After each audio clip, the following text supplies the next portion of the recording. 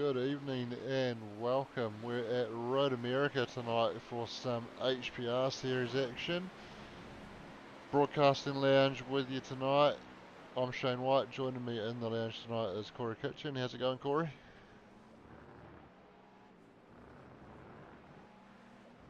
Corey not with us right now. I'm sure he will let us know when he's here and ready to go.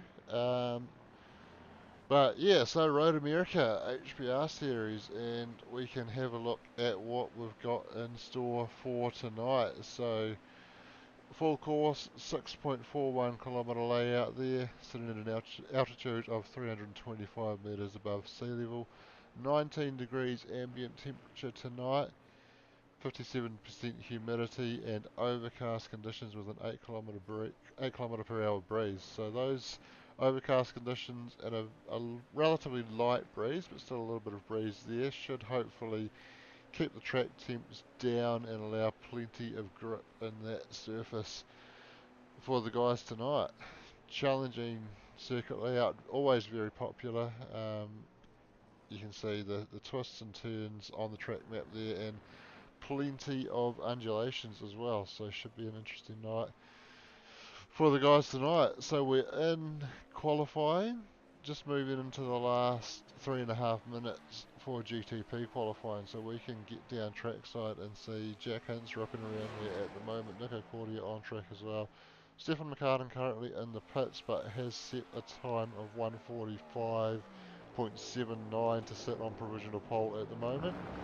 Jack Hint's currently second with a 48.44, and Nico yet to settle lap time, so he will be keen to get something on the board, but only those three guys in GTP tonight, so a small GTP field again, but a good, very good sized GT3 field, and some very close times at the top of that as well. Blake Greenhall actually snatching a pole position by .001 over Dylan Petch in P2 there.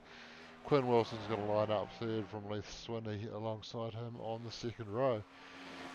As Jack Hint's just ripping around, and that applause tells me that Corey has made it back into the lounge. How's it going, Corey? Yeah, not too bad, mate. Yeah, sorry, the wee fella come a-calling and took a little bit longer than I anticipated. I tried to That's throw my to son, you. by the way. Yeah, I figured that. I tried to throw to you in the intro and got no response, and I was like, I guess I'm doing it by myself for now. But good to have you here anyway. Yeah, it wasn't too long, I hope. No, not too long at all. I managed to keep rattling information through.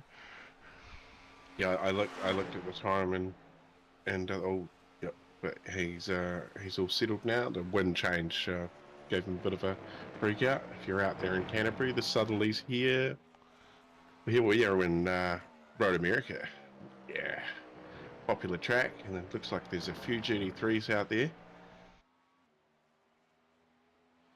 Yeah, Well, not out there now, but for the race.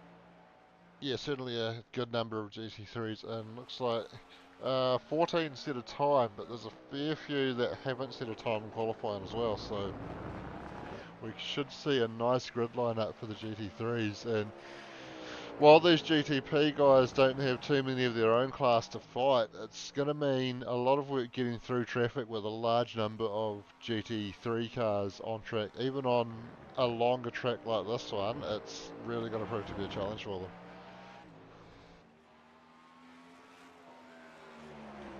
Yeah, the just having the three GTPs, of course. Well, at least they're going to get a podium, Shano. So nobody's going to go away completely unhappy about their race tonight. Yeah, that's right. Nico Cordia just running it wide there at the final corner. He could have had another go at it. He did get across the line in time to start another lap, but he's just either maybe didn't have enough fuel in there to go for it again, or decided that he's quite happy with that 1:47.1 that's put in P2 at the moment. But Jack Hint's out there on a lap. He should maybe just sneak across in time to start another one. I think he will.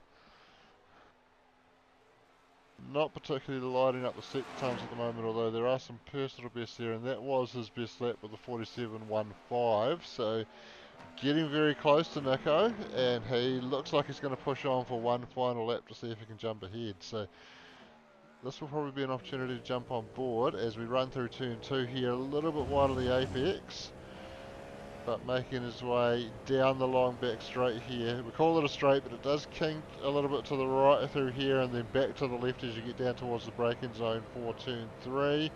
And you can go very deep in these high downforce cars. Back to second gear, left-hander. Run it over that black curbing there with metal strips through it, and then through the turn 4 over the crest. Try not to lock the rear brakes over the crest. Flick it to the right here, just a little bit of a lift it sounded like for Jack in the GTP, and then on the brakes again for this left-hander. Get a good run and then set up the carousel. This is a very tricky corner. Takes a lot of patience. The downforce in this car helps, but he has to briefly go back to 4th gear, then back up to 5th, on the throttle under the mission sign. This corner I think will be flat out in both classes tonight. He does hold it flat up in the 7th gear. Another very kinked straight through here, and then back on the brakes. This is a very tricky right-hander. A little bit off camber, easy to run it wide into the gravel, and then left-hander up over the crest, running over the curbs, on the brakes, back to 3rd gear, right-hander for the final corner, use the exit curb, and he's not happy with that lap. He's going to peel it into pit lane and call it on his qualifying session. So that gave us a chance to get a nice wee hot lap in anyway and a look around the track. But yeah, Jack obviously had his delta time available to him there and was able to see that he wasn't up on his previous best, so just decided to bring it straight back to the pits. Yeah, well, yeah, that's the grid set. So it looks like Stefan McCartan done enough. 1.3 seconds back to Nico Cordia. And Jack Hintz once again and Nico Cordia fairly close. So we should see a good race. Nico's jumped in the chat there already. Yeah, so Nico confirming that he just didn't have enough fuel for another lap there, so I suspect that might have been the case. So yeah, unfortunate there, but obviously he had pushed on to do that last lap and had time to do another one, but not enough fuel. So that's the game you play. If he'd come in a lap earlier and got some more fuel, he probably could have had a couple of runs at it, but chose to have that run at the end there and then just towed back to the pits. So we took over into the warm-up session. 5 minutes for the guys to get out there and do some final laps if they choose to. While they're doing that, we can talk about our sponsor, series sponsor MRP, and we can have a little bit of a look at one of their motion sims that is an example of one of the products that you could, or a selection of the products that you could potentially buy and piece together into this very impressive piece of kit.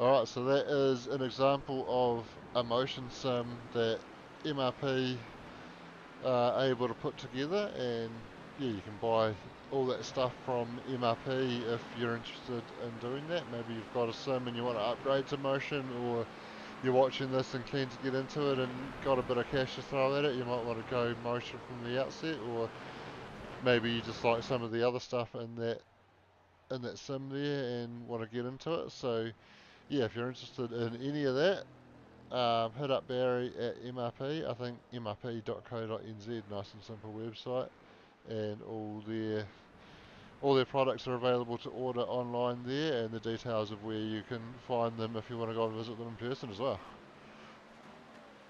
Yeah, Barry and the team very helpful, and see them their social media definitely out there in amongst it, showing off the gear too.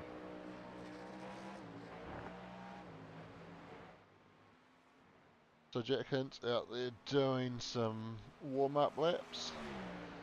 Good opportunity to get full fuel in the cars and get out there and get an idea for what it's going to feel like on full fuel after you've just spent 10 minutes running around on low fuel trying to get a quali lap in. Obviously makes quite a difference when you then load that car up, doesn't it? It does, yeah. That definitely changes the whole outset of the way the car handles, depending also where the tank is and how big of the capacity it is. And speaking of that, tonight, 50-minute race, Shano, is there a compulsory pit stop? So no compulsory pit stop for the guys tonight, but they are limited on fuel. So the GTP guys are limited to 65% of their normal fuel capacity, and GT3 50%. So that should require everybody to come in and grab some fuel at some point. But of course, it's not completely out of the question that we could see some crazy saving going on. But I think it's probably going to be a touch too far to be able to save enough to get through without a stop. And then, of course, whether or not they do tyres and how many tyres they do, that's completely up to them as well. So, will be interesting to see. I think fuel should cover at least one or two tyres, whether they choose to do more than that, or sometimes it is even in this length of race can be better to just keep the warm tyres on and just keep going. They should comfortably last the 50 minutes. Um, and of course, when you put cold tyres on, that then requires a warm-up process, and especially if you're only doing two tyres, then that creates an imbalance that you've got to deal with until you get those up to temperature. And there's a whole range of things that brings up if you choose to do tyres. So sometimes it can be easier to just not change them at all, keep the ones that are already up to temperature on, and keep banging around once you've got that fuel in.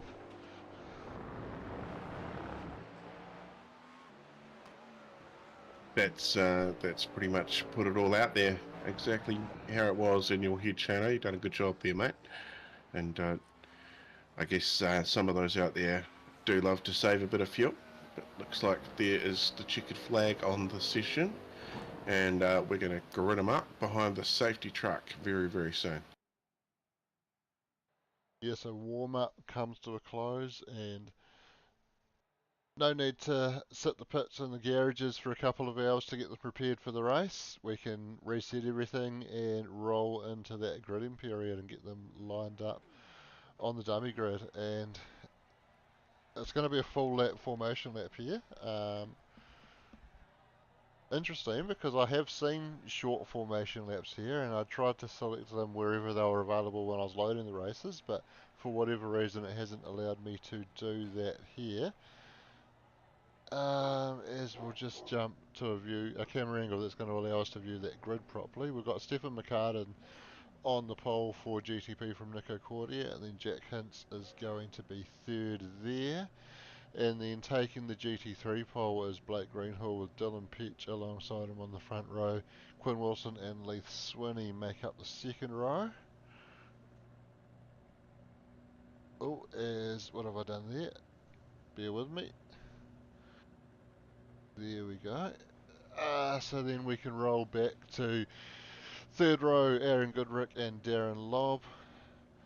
Nico Scholes there in seventh from Louis Robinson. Steve Darren and Kristen Jenkins make up the fifth row, and then Andy Uden and Dane Nodiff just behind them. Oh. As the cars are rolling away on their formation lap, plenty of time to keep rolling through the grid though. So 13th, Chris Zalewski from Ben McMurray, Sean McNamara and Daniel Hedderscheid there on row 8. Jason Bigby there, and then my name's there in 18th, but I won't actually be out there. Then Dan Turner and Tom McCall, rounding out the 10th row. It looks like Stefan McCartan hasn't taken the grid. Okay, that's interesting. Stefan might be starting from pit lane, or maybe he's disconnected. We'll wait and see. And then we can roll back to Wayne Hartnell in 22nd, and then Trent Bennett, Steve Arthur, Scott Pickering, and Jack McIntyre. Scott has been in the comments section, so not sure if he's still in the server. He hasn't taken the grid. There's a few there that haven't taken the grid, so might be a few names missing there, but looks like we've got at least 22 cars overall taking the start anyway, so should be a good night.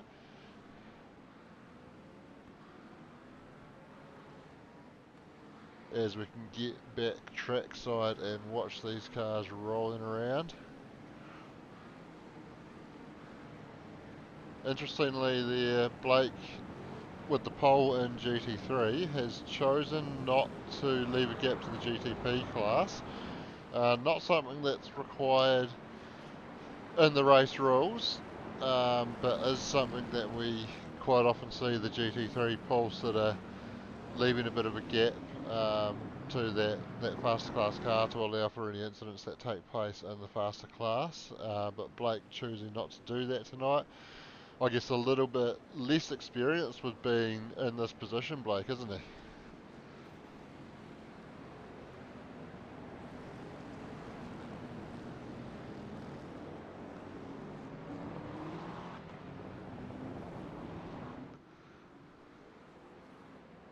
Yeah, a few comments on the comms there. I've got that on my Bluetooth speakers, so I can hear what the drivers are saying. So hopefully have a little bit of feedback for everybody tonight. Very nice. It's always good to get that information rolling through without. It'd be nice. Sometimes it's nice to hear the comms over the broadcast, but sometimes it gets a little bit less nice, and there's no easy way to cut it off when it starts getting like that. So unfortunately, we just have to take the option to not play that through the stream. But good to have you listening to that in the background, Corey, to be able to feed that information through for our viewers at home. Yeah, the PG comments definitely.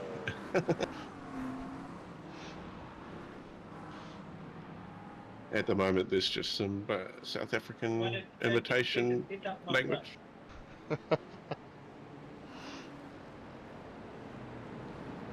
Alright, so we're not too far away from getting a start now. Rolling through the last sector of the formation lap.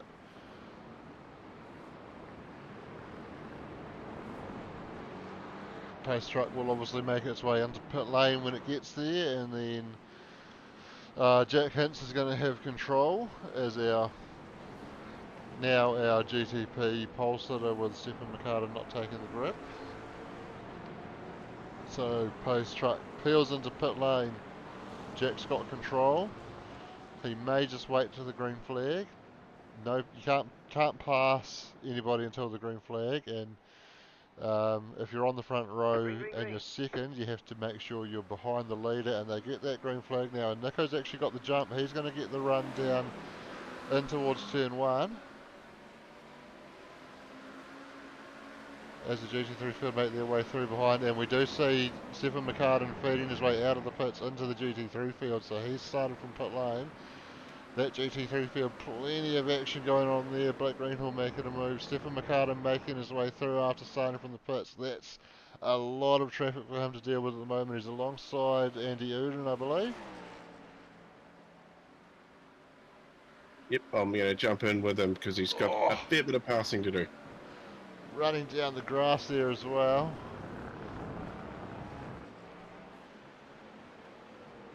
Meanwhile, Nico Cordia's just been able to pull out a second margin already over Jack Hintz, so a good solid start to the race for Nico in the GTP class. He'll be wanting to get his head down and make as much ground as he can before Stefan makes his way through all this traffic. Yeah, a bit of frustration over the comps currently. Oh, big correction there for Stefan, and yeah, just trying to fight his way through at the moment, going to the outside of the carousel, and makes his way around Blake. That's going to get him. Oh, Went through the grass, not quite to the front of the GTP field. He's got Dylan Peach just in front of him. Nico's gone off. Nico has had an off. He's in the gravel, rejoining, missing that whole front air. Jack Hinton inherits the lead. Nico has had a big moment there. And I suspect we'll see him come into the pits. He does that. And unfortunately, this is probably going to mean he'll have to make a second stop later on as well. I don't think he'll have enough fuel to be able to get to the checkered flag from here as he comes over the crest in pit lane. And he will make his way into his pit box, but that gives Jack Hints a very comfortable lead at the moment, but of course he is going to be constantly thinking about this guy, Stephen McCartan, who is currently showing as a lap down just because of the anomaly of him starting from the pits. The scoring should correct itself once he takes the start-finish line, although he has already started the second lap, so interesting there that it's still showing him a lap down. Should correct itself eventually anyway. Yeah, I was going to make a point of that because he's still sitting at the bottom of my SDK timing as well. Yeah, certainly came out of the pits as everybody was starting the race, so he's done as many laps as everybody. Maybe it'll correct itself at the end of the second lap. It should all sort itself out at some point anyway. So Darren Lobb started a bit down the order, but has already made his way up 3 spots to sit in P3 currently.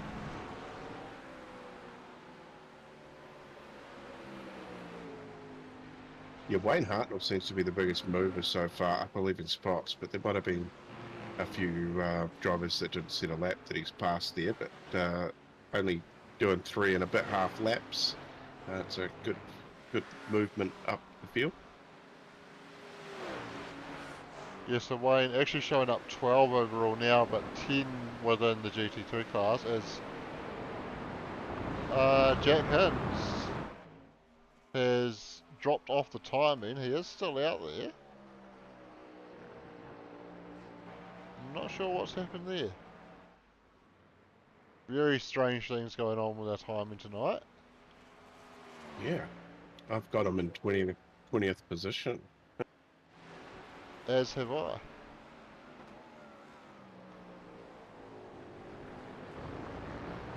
Potentially could have just had a wee blink as he crossed the line. Sometimes that can...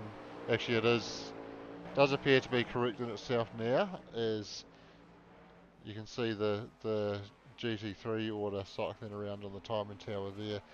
And still showing Nico first in GTP, but I think that will correct itself shortly as well, potentially as Jack comes across the line.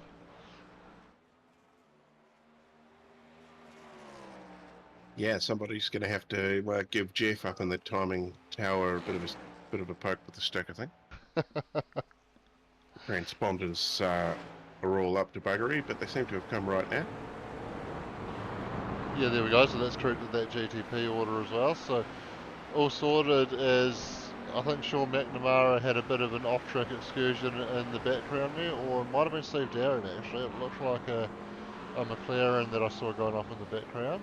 He's got enough of a gap in behind, and as we were looking at that, Aaron Goodrick has had a moment into the fence. I saw his and Louis' names swap around and thought Louis had just put the pass on, but then realised that Aaron was nowhere to be seen, and he's had contact into the fence and big damage on that car at the moment. So I think, well, he's certainly going to have to come back to pit lane. At this stage he's persisting with trying to drive it around, but it's looking an absolute handful at the moment as it loops around on him, and that I think may prompt him to just tow.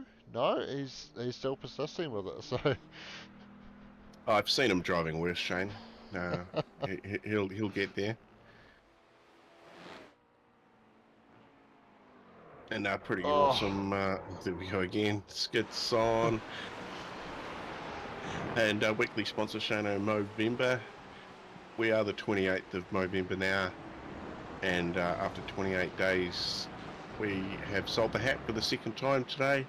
Sold for $60. So more details on who bought that will come out very shortly.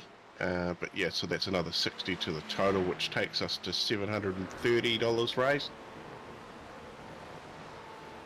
Very nice, and I'm just going to momentarily drop the picture in picture so I can make that a little bit bigger. We've got the QR code there, nice and big there. Give that a scan. If you want to donate, that will take you directly to the page where you can make a donation. So get in there, make your contribution. Yeah, doing it for men's mental health and testicular cancer and prostate cancer as well. So good wee battle here that we're looking at the moment on the main screen. Thomas McCall just in behind Jason Bigby there, and Daniel Heddershide not too far behind either. I can tell you that Aaron Goodrick has given up now on trying to drive that car to pit lane, and he's towed back to the pits. And we can go back and hopefully have a look at some of the early incidents.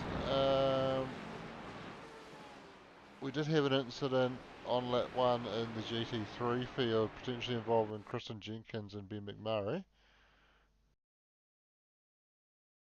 Let's oh yes, a bit of side by side down the straight, bit of a touch, and yeah, heavy contact into the wall. Oh, and Ben even getting. We can run that through with Ben. We can see the follow on from that after he goes hard into the wall with the contact with Kristen there, and then out of control, runs into the back of a car ahead and getting out of the way nicely in the end there. Yeah, I just wonder whether it might have been Daniel Heddershide, maybe. A red Coca-Cola Ferrari that may have been that other car involved in that incident. Yeah, Daniel's certainly showing some off-track data around the same time, so I think potentially that was him. I'm trying to find Nico's incident as well, because we saw him. Potentially this will be it. Not showing his crash data, but certainly. Tell you what, I reckon this might be a better angle of it. So he comes down here. Actually, this is showing lap 4, so this is a later incident. He's had a spin, loops it around,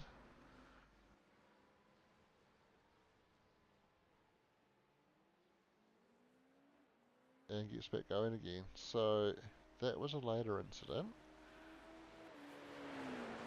This Not live sure. battle in the picture-in-picture here, GT3 for the final of the podium positions here for second and third between Darren Lobb and Blake Greenhill. Bit of a fight, but looks like Darren Lobb has won it for the meantime.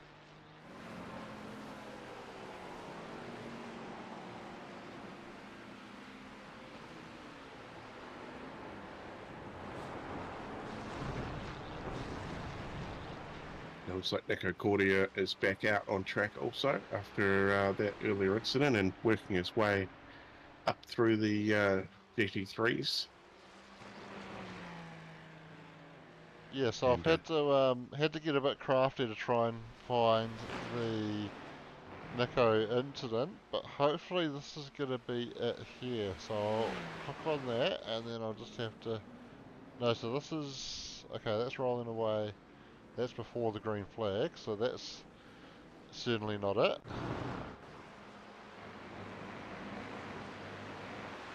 It was a good try though.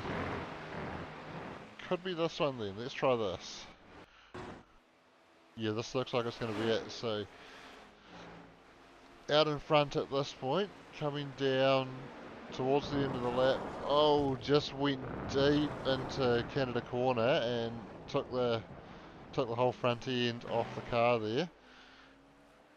Very much just a clip-on part, that aero bumper there though. So potentially would, well, fast repairs available anyway for any damage that he had on the car, and thankfully there as well that is the case, because it does look like he had some front suspension damage as well. It looked like his front wheels weren't quite pointing in the right directions there. Yeah, so he's currently just coming up behind at least winning. So he's 4th in GT3. So yes, Nico, just a bit of a recovery mission to get back into track position in his car. We've got Dylan Petch crashed, just come up, so that puts Darren Lobb now up into the lead of the race. Well, GT3s anyway. And as we've seen, Stefan McCartan has got around Jack Hintz. He has, and that's just happened on this lap because we can see the LED display on the side of Stefan's car still says P2, which means when he crossed the line he was P2, so hopefully I should be able to... This looks like the pass for the lead here, so coming down the back straight, pulls out of the draft, gets alongside. Pretty textbook move around here, really.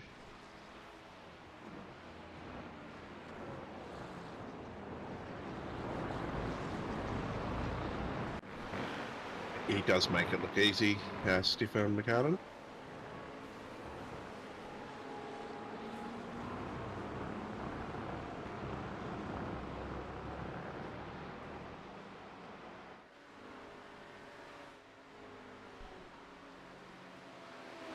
Plenty of action out there, and nobody's come down the lane yet for a scheduled stop. It does actually look like Nico Cordia has actually done a stop too, up on the jacks for 22.78 seconds. So maybe he's now looking at going the rest of the, what have we got, 37 odd minutes left of the race. Yeah, potentially that could be achievable for him. We'll have to wait and see. Replay here with Aaron Goodrick. I think this is going to be his crash that we caught earlier, or caught the end of it earlier. Just running off into the grass and then getting a big tank slapper on, and then slaps the concrete wall there. And you can see why that's knocked the rear alignment out so much, because that is a heavy side-on impact into the rear axle there. Yes, and we did see him struggle to get that car back home, so it looks like he has been down the lane also. Oh, and as we go back to live, Stefan McCartan has a big moment. Absolutely huge. Looks like he's got away without too much damage, but he hit the wall and spun around very violently.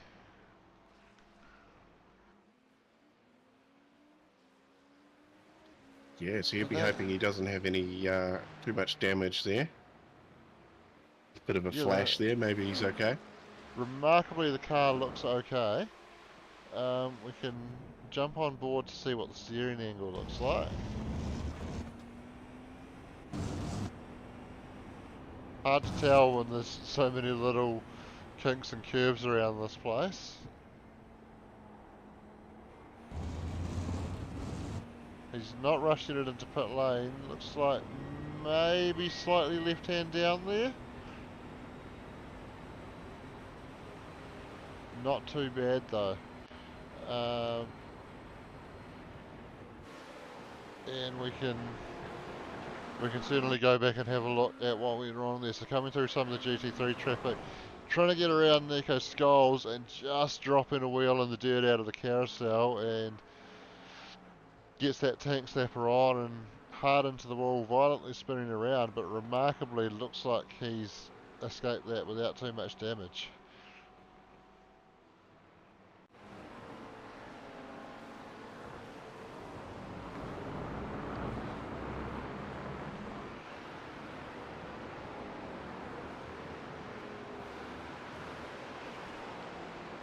Dan Turner in a battle with Dane Noziff here at the moment. And you're looking back from Dane's car at Dan's, I believe. Yeah, the sound that McLaren is making is epic, and something has happened.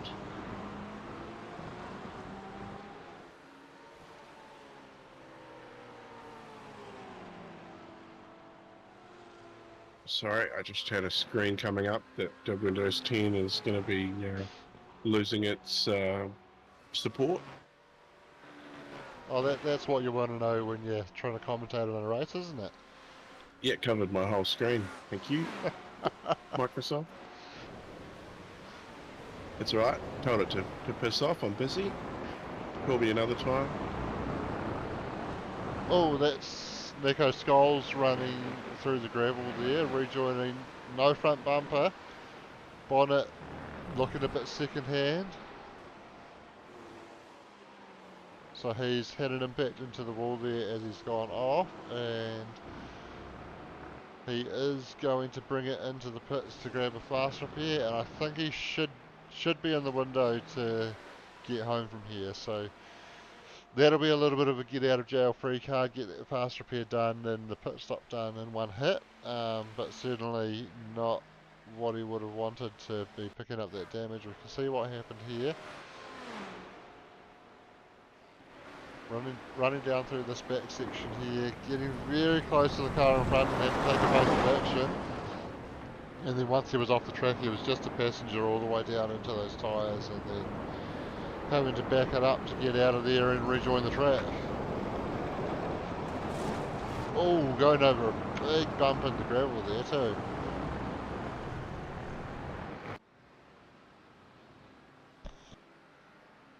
Just looking out the back of Steve Darren's car at the state of Aaron Goodrich. Looks like his front windscreen is shattered.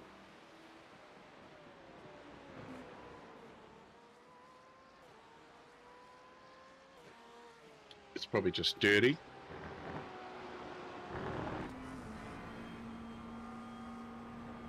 Yeah, from the roll board with Aaron, does look like it's just a bit dirty.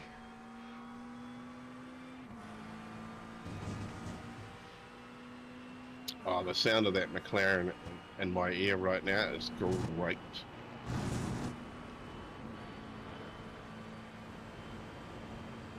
So Aaron actually lapped out on Steve as well and trying to unlap himself here. So that shunt for Aaron and the attempted persistence to try and get back to the pits as Sean McNamara runs wide and loses the spot to Steve Darren.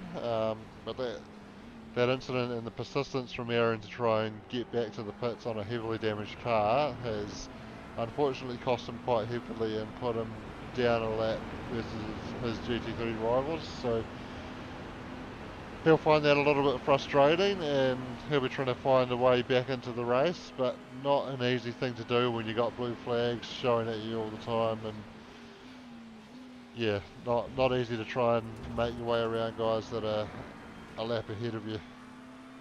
Yeah, this little pack here now. So Steve Darren, Sean McNamara, Andy Uden, Dane Aldrich, and Dan Turner getting in on the back of it now as well. So bit of traffic in the GT3s. It's backed up a little bit, and them boys are fighting.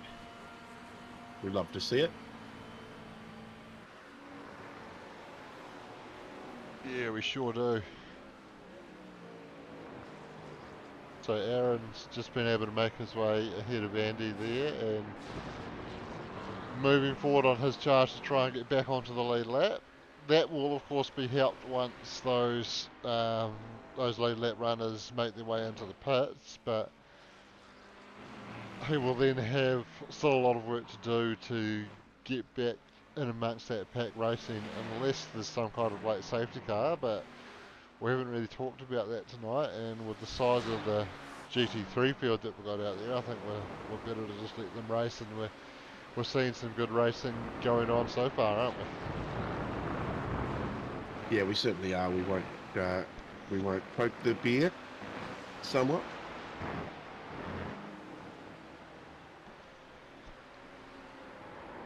That is the safety car driver. We call him the bear. And that's because when he's not driving the safety truck, he is on the piss. And that's something he does every Friday night for Piston Cup.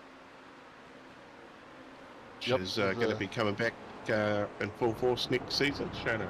Sure is. And there's a reason we have two S's in Piston. Yeah, slurring. So Sean McNamara trying to put the pressure back on Steve Darren at the moment, trying to recover that spot, and that battle that you're focusing on just in the background of my shot as well. So all the action at the moment taking place in a relatively small part of the track, but certainly plenty of action going on. Yeah, Quinn Wilson coming up behind Leith Swinney. It's sort of staying just under that 1 second gap. And Blake Greenhall and Darren Lobb have opened up a decent lead back to anybody, really. It's 2.5 seconds back from Blake to Leith, and Darren's almost got a 2 second gap on Blake now. So Sean had half a look at the end of the back straight there, just poked the nose out, thought about the dive down the inside on Steve, but thought better of it. Probably just trying to show his nose as well, move around in the mirrors, try and distract the guy in front. That's always a good tactic to try and run. Yeah, definitely. Yeah, getting in the car in front's mirrors is a tactic done by a few. One man that doesn't like that tactic is on screen. He's not a fan of the flashing lights, so yeah. He probably doesn't have a button to flash his lights. Well, I think certainly in the supercar, I've heard him asking people like Dion, "Are my lights flashing?" So I think he's got the button. He just can't always remember which one he's got it mapped to. Yeah, man of a small memory. Somebody's down the lane. At least Swinney, Quinn Wilson, both down the lane. Oh, Sean So, runs yeah. wide again, and he's going to drop behind Aaron. That's not for position, but he does drop behind Andy Uden as well. That one is for position. Quinn Wilson and Lee Swinney in the lane. Dane Noduff also just dove to the lane in behind there. Yeah, Wayne Hartnell now in as well. Thomas McCall staying out. So we're in that window now to get home, like you said before, Shano. And we're nearly at the halfway point. We will be at a minute-ish. Give a little.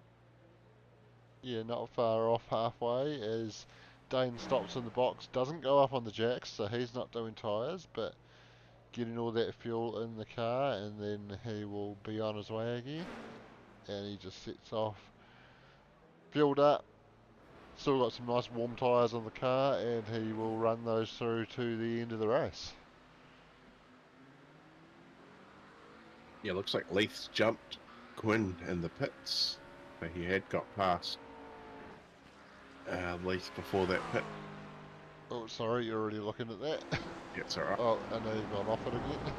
Alright, there we go. So, Quinn making the move back down the inside to get in front.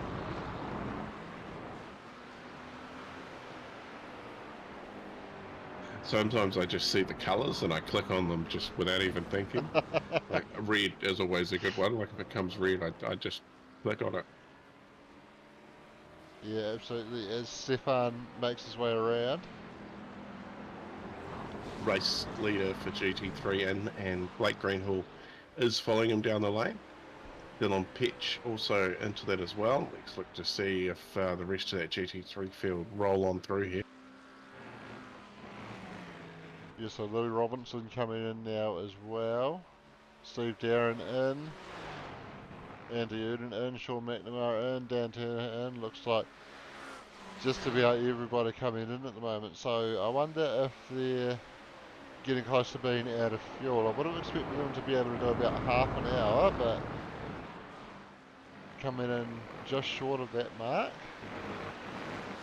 If they are about out of fuel right on the halfway mark, then some of those early stoppers are going to be struggling to make it through to the checkered flag, unfortunately. But Quinn and Leith coming up the pit straight now, passing those guys that are sitting in the pits, and they're going to move their way back up to third and fourth. I think Darren Lobb and Blake Greenhall, did they come to the pits? Yes, they have been to the pits. So Yep. that looks like, yeah, everybody in GT3 has pitted. Everyone in GTP has pitted at least once as well, as Jack Hintz is actually in the lane now, although Stefan's pit stop that's showing on my timing was from him starting in the pits, so he will still need to come in to take fuel at some point. And he was still making up for that lost ground from that earlier crash as well, as a couple of cars going slowly side by side out of the pits on the picture there. Yep, I think the call was, oh, there's enough room there, we'll squeeze out. I might have to look at that again.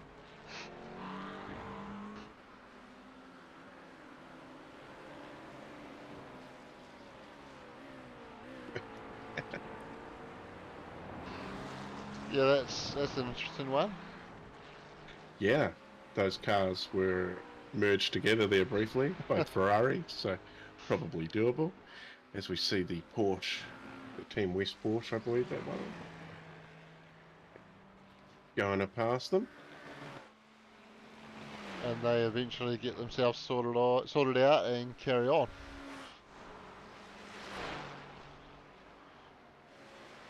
Yeah, nothing doing there. Daniel gotten out and got a bit of a gap there now.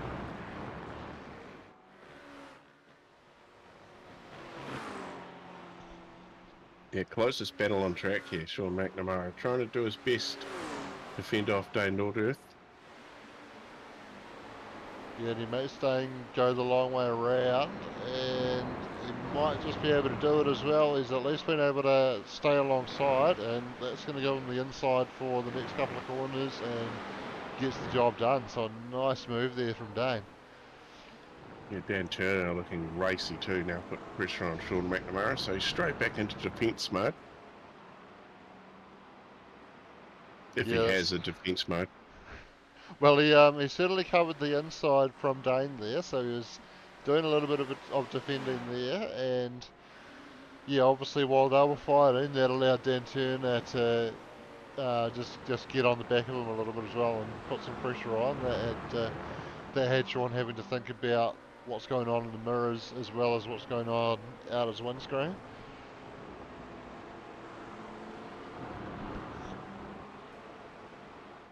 Nico Cordia down the lane too, so that'll be a scheduled stop, I'd say. The unscheduled one earlier for damage. Yep, so taking that damage early on and now coming in to get the fuel that he's going to need to get home.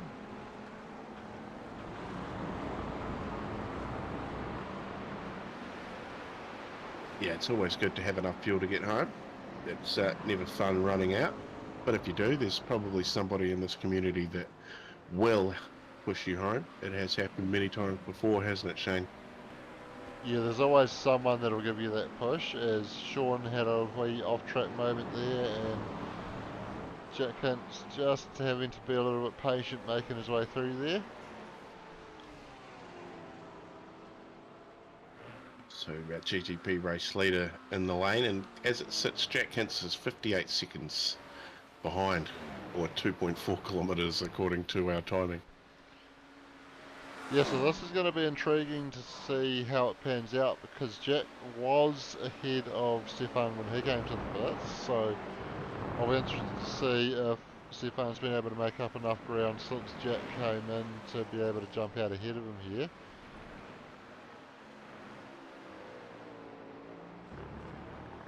Jack onto the front straight now. Looks like Stefan's just dropped off the jacks and getting underway. This could be quite tight. Stefan's on track but still has to get up to speed.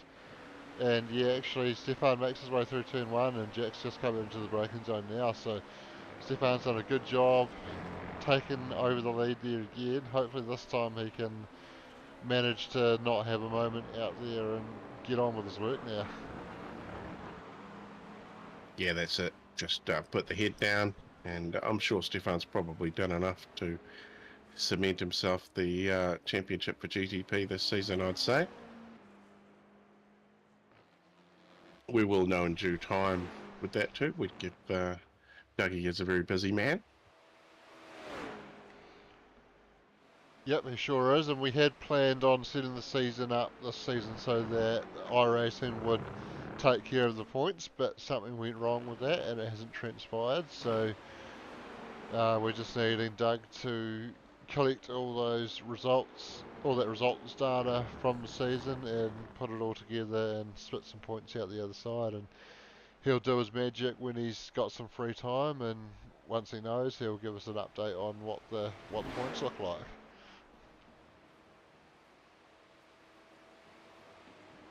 Yes, and there'll be a couple of excited drivers for that news. Now this is interesting. Sean McNamara is back in front of Dane Notiff. Yeah, there was a bit of a changing in positions between the two there, and I jumped onto it, and just as Sean was getting the job done, and Dan Turner straight into putting pressure on. But it's all sort of spaced out here. There's Sean with the beamer there, the jigsaw beamer. It doesn't have anywhere near as high a Ks as Blake Greenhall's BMW though.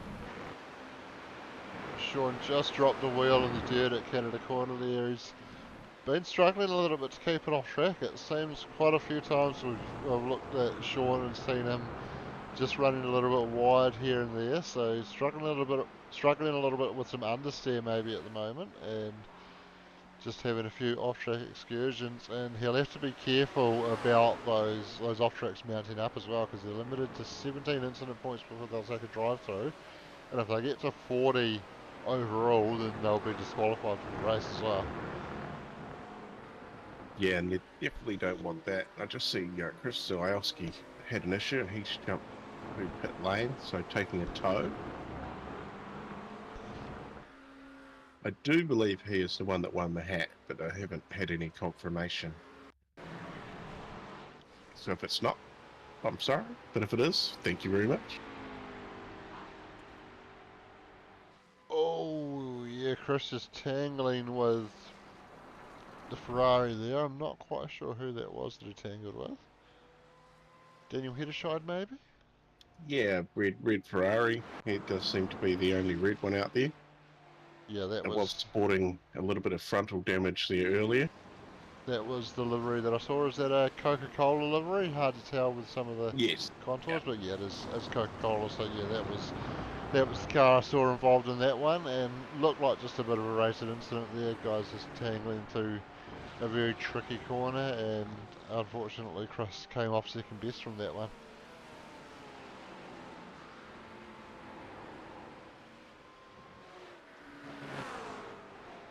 So Sean's just been able to gap Dane just a wee bit now.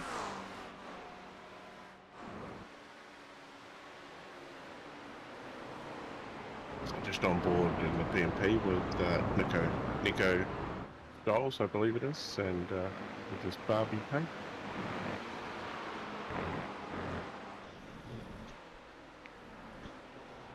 Yeah, we need to get him to update his SDK driver information app so we can have the right name on screen for everybody. Yeah, I do believe we could. We've changed it in the iRacing league, I think, haven't we? Yeah, I believe so. But of course, another cool event coming up next month, Shano, the Gen 3 Super Soapbox, the first ever edition of it. Maybe more to come, depends how this one goes. But we've got a descent down Mount Washington in the brand new Gen 3 Camaro and Mustang. What do you reckon about that, Shane?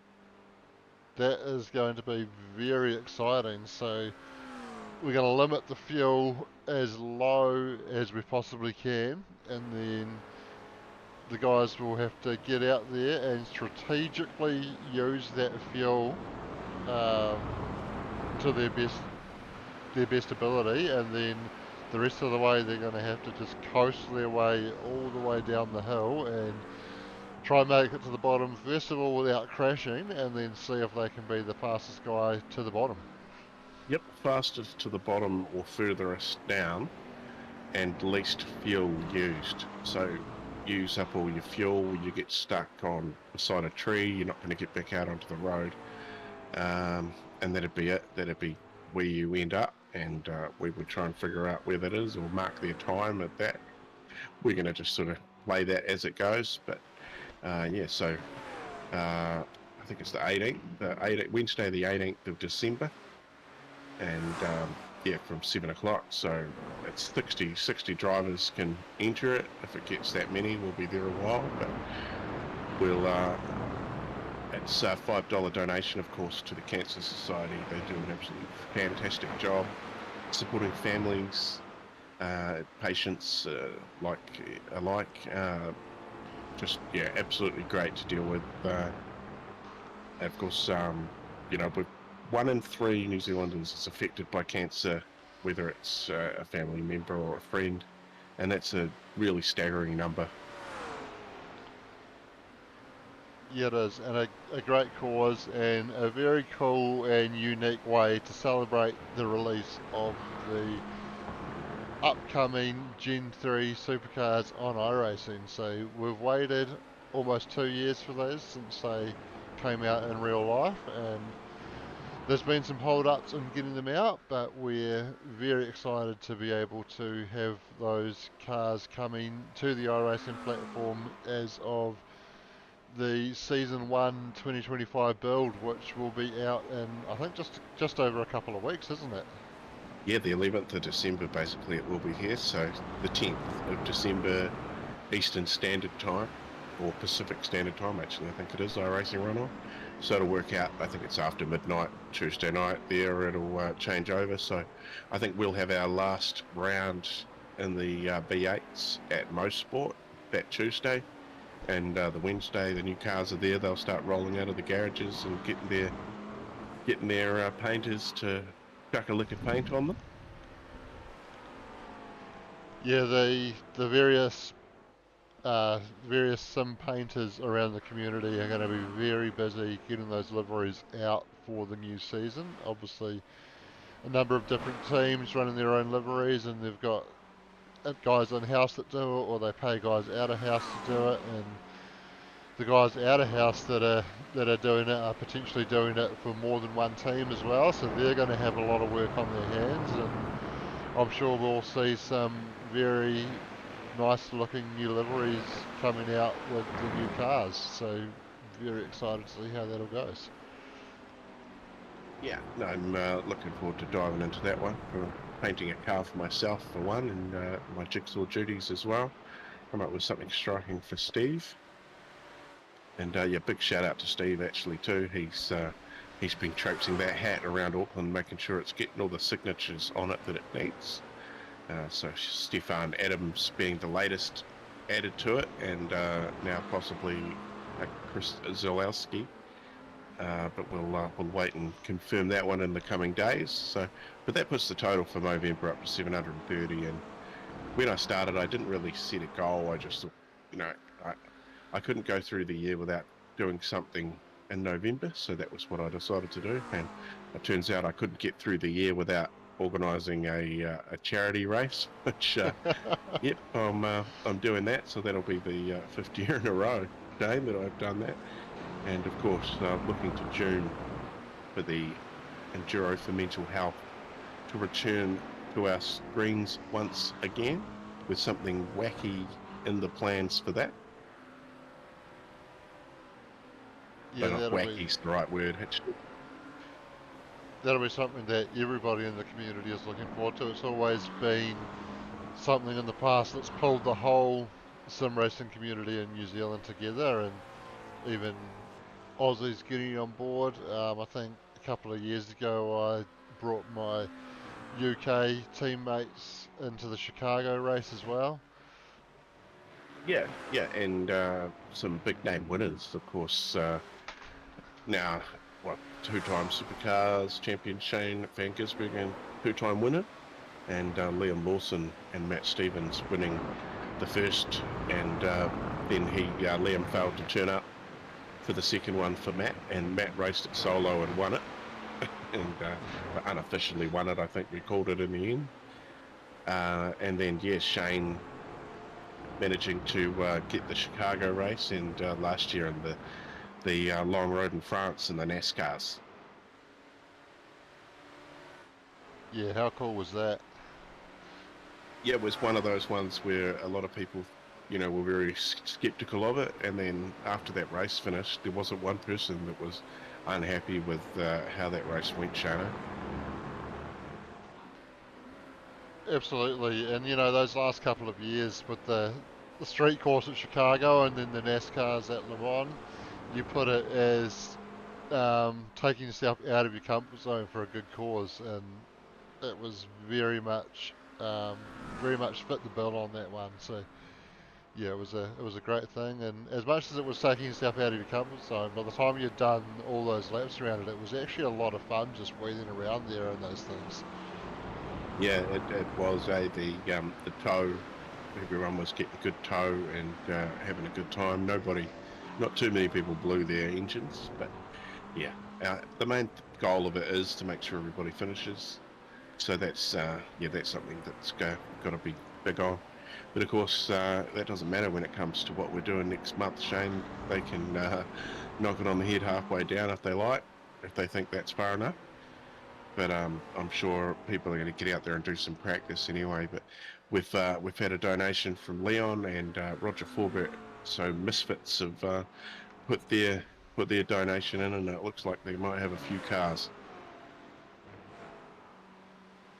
Yeah, very cool. So we're getting into the business end of this one now. Just over 7 minutes remaining, and don't know, I've just been soaking up a bit of pressure from Dan Turner in behind, as I thought I heard some tyre squealing. I thought Sean McNamara might have been having a moment just out of shot, but panned around to see that he was all good, so it might have just been the tyres loading up through the corner there. But Dane just still soaking up that pressure from Dan. That still looks to be the closest battle on track at the moment, as we've got Jack making his way through this and having to thread the needle a little bit there. Dane continuing to do a good job to hold Dan off, but I just wonder if we did see that he didn't go up on the Jackson change tyres. I just wonder if those tyres are starting to fade a little bit now and he's just starting to fall back a little bit, because we did see him go past Sean McNamara earlier, and then Sean got back past him, and since then he's just, rather than trying to put the attack back on Sean, he's just been dropping back into the clutches of Dan Turner more and more over the course of the race, as Quinn Wilson's just had a moment out there. I saw that gap to Leith Swinney suddenly shrink and then those positions swap around. That caught my attention, and as I jumped to him, he was going quite slowly, and he has got some off-track data there, so we can see what went wrong for him there.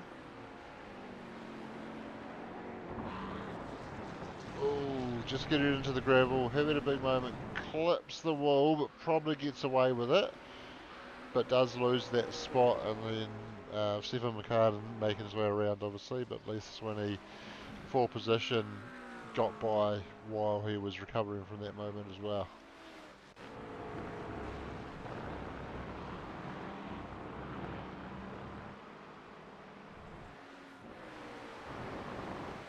And Dane's just been able to open a little bit more of a gap over Dan now, so... And has actually closed the gap ahead to Sean McNamara as well, so... Maybe just had to cool the tyres off, maybe it had been in dirty air a bit too long, and those tyres were starting to pay the price, and he's just had to cool them off for a moment, get them back in the window and get back on the charge, although just through that last sector of the track, maybe that's his weak point on the track, because Dan has closed significantly in through there as well.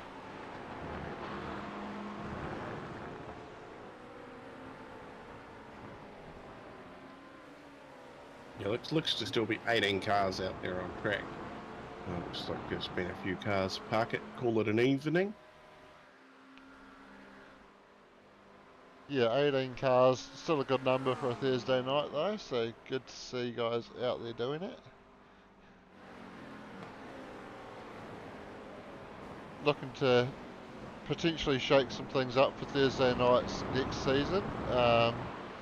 we can confirm we will be going back to single class. Obviously, it's clear that multi-class isn't working at the moment, and we do expect numbers to generally drop off a little bit over Christmas and through the summer series. So yeah, we don't have high expectations of being able to make multi-class racing work through that period. But as far as what other moves we might make, there's a couple of balls up in the air, and hopefully we'll have an announcement before too long on what that's going to look like. Yeah, the season's coming to an end fast. But after tonight, just 2 rounds to go. Yeah, and so that this season overall is actually an extended season, although the full season the season for HPR is a reduced season because we ran uh, the heat series at the start of the season while some of our other members were off doing the Hyperfiber League. So to make sure that those guys weren't disadvantaged in the championship, we ran a separate little championship at the start and got into the season 4 weeks late. But yeah, the season overall this season is a 13 weeker rather than the usual 12 weeks, and it's still crept in very quickly towards that end of the season marker, so not too far away now, and not too long until we get those nice shiny new Gen 3 cars for the V8s, and I think we've got a new GTP car coming out as well, which unfortunately we won't see on track in HPR next season because the GTPs are not going to be part of that. We've But got yeah, 2 rounds to go. So Monza Shano, Monza GP, that is a favourite track of mine, and great fun in GT3s and GTP alike. And to finish it up at Daytona and the V8s, we've got Donington and Mosport the last 2 rounds, and there, like you say, we get to wave goodbye to Gen 2 and hello to Gen 3. Some drivers will be happy, some drivers will be sad.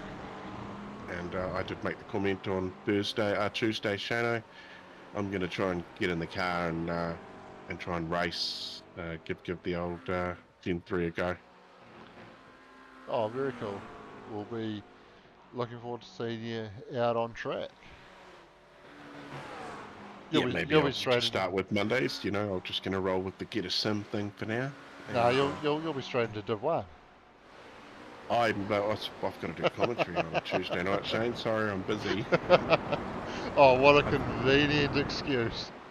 No, I'm going to do an official season, so I'm going to do the official race on a Monday night, probably about Oh, cool. 9:30, I think. So yeah, going to get in and because I'd say just like last time when Gen 2 came out, Shano, the iRacing community literally and the Aussie side of things tripled maybe overnight. Everybody was excited that the Mustang and the new ZP Commodore, they were on the service. Before then, they only had the FGX and the VF, and obviously the older Falcon as well. So we've got plenty there now. So there's going to be a Super 2 series probably popping up, and or something. We can't actually say that, can we, or use that because supercars don't like that. No, as time runs out, just as Stephen McCartan comes around the final corner, so he's going to take the checkered flag now. Takes the win. Dominant performance despite that little drama that we saw early on after he started from the pits as well. And Jack Hintz is going to come across the line just under 30 seconds behind. Comes through the final corner now, and he is going to claim P2. Well done for Jack, and then Darren Lobb coming home 17 seconds clear of Blake Greenhall. Darren will take P1 in GT3. Unfortunately, Nico's going to have to go another lap. He is. Oh And no, he then, won't because the GTP crossed the line. oh yeah, that's right, Yeah. yep. And then Blake Greenhall will come across the line to claim P2 in GT3. and Leith Swinney will round out the GT3 podium, just holding off Quinn Wilson there in 4th, Dylan Petch 5th, and Steve Darren just coming down towards the end of the lap now. He's running in 6th and barring a mistake through the final corner, which he avoids, so Steve will be able to get to the line to take 6th. Sean McNamara just pulling into the pits at the end. Is he out of fuel? That's going to give Dane Noda 7th place and Dan Turner 8th. Nico Cordia is going to come to the line to round out the GTP podium. And he gets that one done. Sean McNamara has gone from the track now. Wayne Hartnell coming across the line, 10th in GT3. Sean hasn't made it to the line either.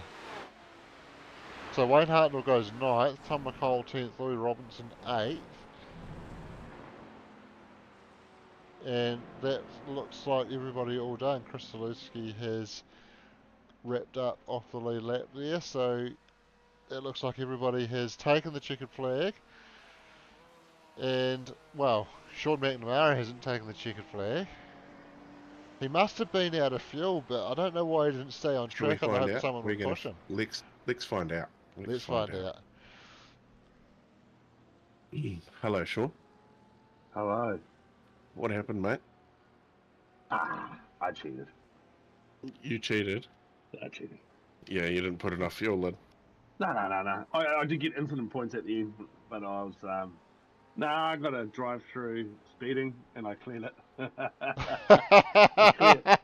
I cleared it, because I didn't want to race it at the back or anything, so I cleared it, and then in the chat, I told everyone in the chat that I was in the Discord, and I was like, in the end, I'm like, I was always going to pull off. Steve, who I was racing, couldn't get him. Well done to Steve. Well done. That McLaren that Steve's got definitely has the pace. Yeah, 100%. And a few people really enjoying the battles, saying, cheers for the race, man. That was epic. And I think that was with Dane and whoever's behind Dane. Yeah, Dan Turner. Dan Turner, he's like, man, that was awesome racing. And that's what it's all about, eh? It's not really coming first or second. It's having these mean races with a couple of guys and obviously me and Dane obviously had some good passes between us as well. Cool guy to race, and to me it's way more fun than winning. Yeah, we did catch a bit of that live, Sean. So that was I passed him, make a mistake, and then he passed. It was good fun. And then he wasn't replying to me. It's because he was holding his breath as he passing me. And then we got onto the straight. He goes, "Oh yeah, I heard everything. I just couldn't say anything because he was too busy concentrating." It was cracker. And that's perfect. That's how much effort everyone puts into this, and it is nice to race people that give you space. It's cool.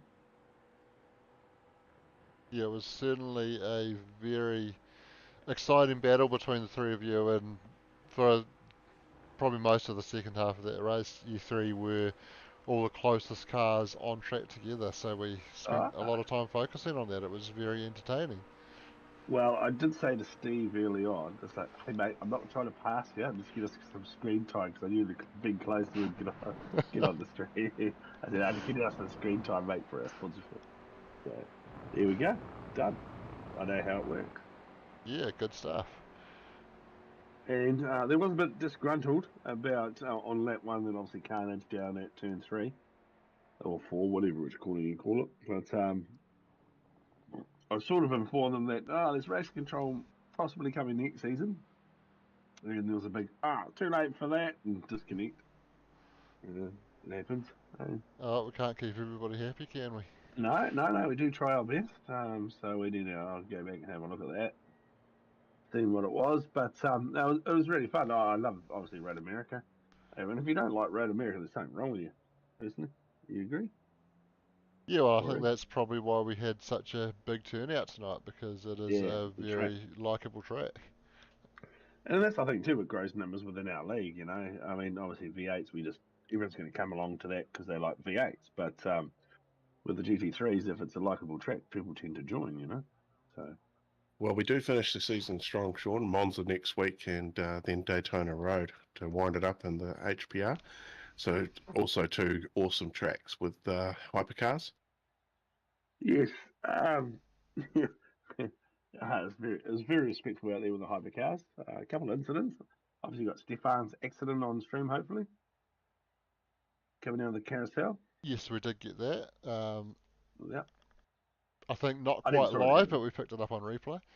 I didn't see what happened, but um, it's quite funny when you're in a Discord chat with about 7 or 8 guys, and there's always chat that goes on, he's just binned it. And you get the story from one, and another one saying he's still parked up. So the racing's just not about on track, it's about the chat in the Discords too. So, and I know some people don't like the chat, obviously don't join our one because it's always full on.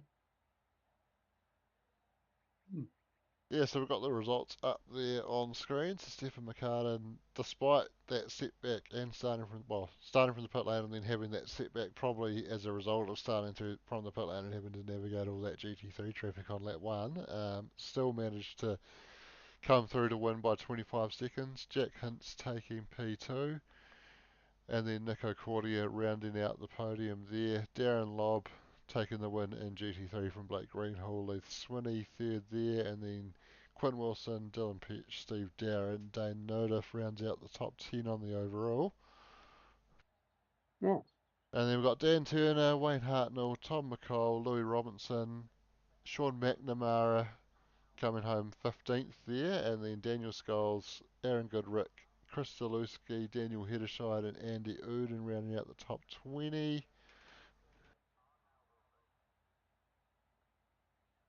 Ooh, I can't wait for next season. It's going to be a ripper. Oh, isn't it? That's going to be awesome. And yeah, Gen 3, it's just going to open up a whole new can of worms for everybody. I'm just going to... I'm cracking the whip. So I'm not racing next season. I'm concentrating on the race control side of things. So, and that's for hopefully the Thursday night series. Obviously, it's sponsored by MRP. Hopefully they come back on board and we can do something. But yeah, even doing race control for that as well. So get a couple of hands in the old up in the comms box and next to you guys doing your commentary. We'll be able to sort something out. Yeah, very cool. And live race control always improves things when you're able to run it because you can actually have those decisions made in the race. People aren't getting disgruntled about where they finish in the race and then having to put a ticket in. They can see those penalties actually taking effect live as they go through the race. So always a good thing to have. Yes. Well, if you're the one getting the penalty, not so. But well, yeah, that's did, true. It depends if you're copping it because you deserved it or not, you know. Yeah, and if you take the penalty in the race, then you've still got the opportunity to recover from that from there on out. Yes, and there's always yellow flags that may or may not help you get back up to the pack. Correct. Take that, people who get penalties. So anyway, that was HPR at Road America. Very popular track as usual, and we saw some great racing out there. Good turnout for the GT3s. Unfortunately, that GTP field's still looking a little bit light, but that is what it is. We'll push through with that to the end of the season. If you're keen to get into some GTPs, come along and see if you can challenge Stefan, see if you can make his job a little bit harder. But otherwise, thanks to MRP for sponsoring the HPR series. Thanks to Napa Auto Parts for sponsoring the Broadcasting Lounge. And of course, for our weekly sponsor this week, we're focusing again on Movember at the end of Movember. So get in there, click on that QR code, make it nice and big for everybody at home. Scan that, follow the link, and make a donation if you're willing and able to. And Sean doesn't get an option. He has to. Come on, Sean. Sort your shit out. Yes, sir. Yep. So Sean's going to put a donation in the next 10 minutes. Yeah. Yep. Thanks, Will do. Sean. No worries, guys. Anytime, just for you guys. Awesome. Thank you very Thanks, much. Sean. Yeah, it's Body appreciated. Yeah. definitely. And like I've said before, this community is, with the whole New Zealand community getting behind our virtual motorsport and Jura for mental health events, and you guys have been there right from the start for me. Yeah, you guys, Sean, and I think it was you, Dana, sorry, Wayne, and Doug, I think was it that did the first one. Yep. Yeah, that's going back a few moments. But yeah, that's all from me about that. I've got washing to go and do. All right, Great well, way to end the stream, mate. I got washing to do. Pull your head in, Corey. well, thanks, I don't, Corey, I don't have for a wife now, all right? But thanks, Corey, for keeping me company in the lounge tonight, even if you weren't quite there when I threw to you in the intro. And thanks, Sean, for joining us for a bit of a yarn at the end. And thanks, everybody at home, for tuning in. We'll see you next time. Good night.